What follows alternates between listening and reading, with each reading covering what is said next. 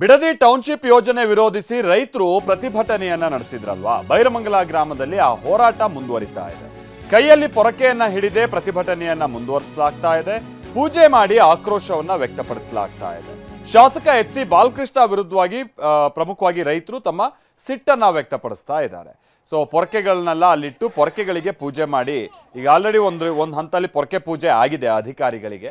ಈಗಲೂ ಕೂಡ ಆ ಥರದ ಪೊರಕೆಗಳಿಗೆ ಮತ್ತೆ ಇವರು ಊದ್ಬತ್ತಿ ಬೆಳಗಿ ಪೂಜೆ ಮಾಡೋ ಮುಖೇನವಾಗಿ ಮುಂದೆ ಯಾರಾದರೂ ಮತ್ತೆ ಅಧಿಕಾರಿಗಳು, ಸರ್ಕಾರ ಅಥವಾ ಜನಪ್ರತಿನಿಧಿಗಳು ಏನಾದ್ರು ತಂಟೆಗೆ ಬಂದರೆ ಪೊರಕೆ ಸೇವೆ ಮಾಡೋಕೆ ಸಿದ್ಧ ಆಗಿದ್ದೀವಿ ಅನ್ನುವಂಥದ್ದನ್ನು ಸೂಚ್ಯವಾಗಿ ತೋರಿಸ್ತಾ ಇದ್ದಾರೆ.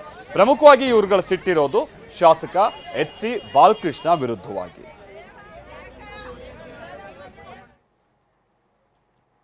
ಬಿಡದಿ ರೈತರ ಹೋರಾಟಕ್ಕೆ ಆರ್ ಅಶೋಕ್ ಕೂಡ ಸಾಥ್ ಕೊಟ್ಟಿದ್ದಾರೆ. ಪ್ರತಿಭಟನಾ ಸ್ಥಳಕ್ಕೆ ಭೇಟಿ ಕೊಡ್ತಾರೆ ಆರ್ ಅಶೋಕ್.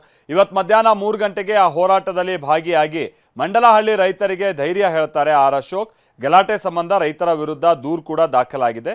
ಈ ಸಂದರ್ಭದಲ್ಲಿ ಅವರಿಗೊಂದು ಮಾರಲ್ ಸಪೋರ್ಟ್ ಅನ್ನೋದು ಬೇಕಿದೆ. ಸೊ ಆ ಕೆಲಸವನ್ನ ಬಿಜೆಪಿ ಮಾಡಬಹುದು ಅಂತ ಕಾಣಿಸುತ್ತೆ. ವಿಜಯೇಂದ್ರ ಕೂಡ ಈ ವಿಚಾರವಾಗಿ ನಾಳೆ ಸರ್ಕಾರದ ವಿರುದ್ಧವಾಗಿ ಪ್ರತಿಭಟನೆ ಮಾಡ್ತೀವಿ, ಧರಣಿ ಕೂರ್ತೀವಿ ಅಂತೆಲ್ಲ ಹೇಳಿದ್ದಾರೆ. MLCಗಳು ಕೂಡ ಭಾಗಿಯಾಗ್ತಾರೆ, ಸಂಸದರು, ಶಾಸಕರು ಭಾಗಿಯಾಗ್ತಾರೆ. ಸರ್ಕಾರದ ರೈತ ವಿರೋಧಿ ಧೋರಣೆ ವಿರುದ್ಧವಾಗಿ ನಮ್ಮ ಪ್ರತಿಭಟನೆ ಅಂತ ಹೇಳಿದ್ದಾರೆ. ನಾಳೆಯ ದಿನ ಭಾಜಪದ ನಮ್ಮೆಲ್ಲ ಸಂಸದರು, ಶಾಸಕರು, ವಿಧಾನ ಪರಿಷತ್ ಸದಸ್ಯರು, ಹಿಂದಿನ ಎಲ್ಲ ಚುನಾಯಿತ ಪ್ರತಿನಿಧಿಗಳು ಇವರೆಲ್ಲರ ನೇತೃತ್ವದಲ್ಲಿ ಬೆಂಗಳೂರಿನ ಫ್ರೀಡಂ ಪಾರ್ಕ್ನಲ್ಲಿ ಕಾಂಗ್ರೆಸ್ ಸರ್ಕಾರದ ರೈತ ವಿರೋಧಿ ಧೋರಣೆ ವಿರುದ್ಧ ಬೃಹತ್ ಪ್ರತಿಭಟನೆಯನ್ನು ಕೂಡ ನಾಳೆ ದಿನ ಹಮ್ಮಿಕೊಂಡಿದ್ದೇವೆ.